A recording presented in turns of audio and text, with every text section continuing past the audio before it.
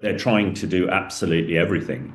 And he knows he can't fail. He knows he is a dead man walking if he doesn't achieve success in Ukraine.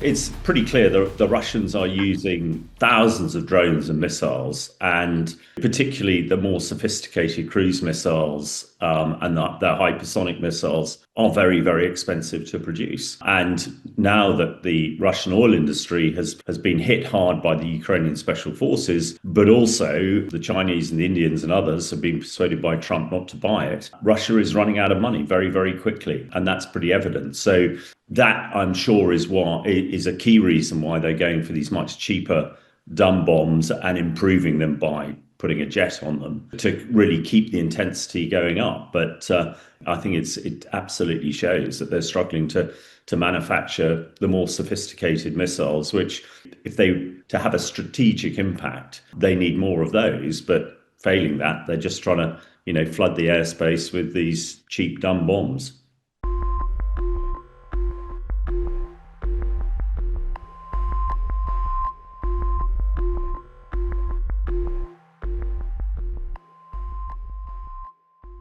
Well, glide bombs are really something that's come synonymous with the war in Ukraine.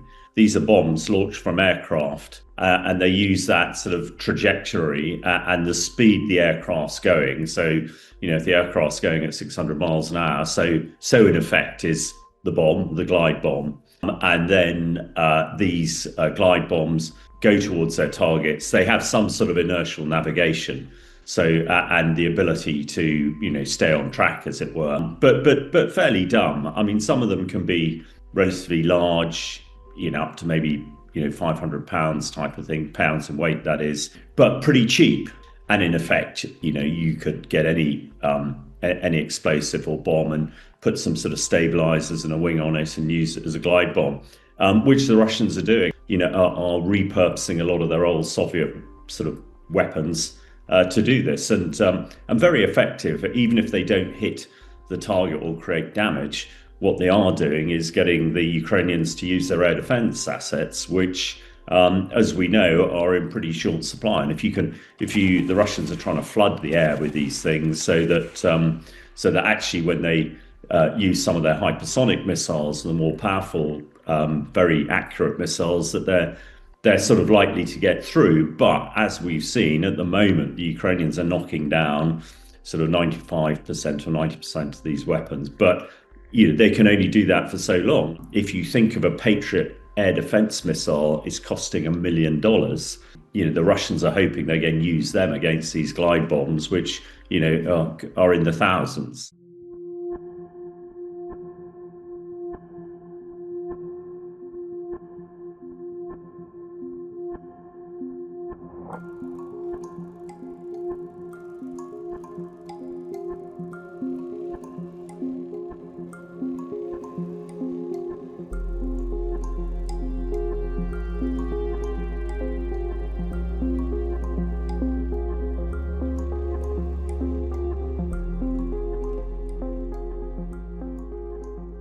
One of the challenges with dumb bombs, they're difficult to pick up electronically because, in effect, they're not really showing much of a signature.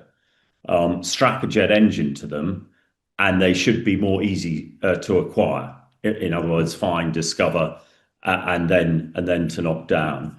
They are not probably going as fast as some of the cruise missiles we've talked about, and certainly not as fast as hypersonic missiles. So easier to hit down with man-pads, man-portable air defense systems, Striker missiles, and those sort of things. So actually, we or the Ukrainians shouldn't have to use their sophisticated air defense like Patriots to knock them down, because it should be easier to acquire.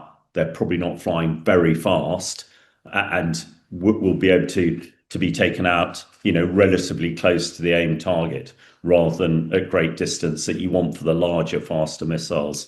so that they're sort of destroyed before they can make any damage. I think this does show that the Russians are probably getting to a new phase.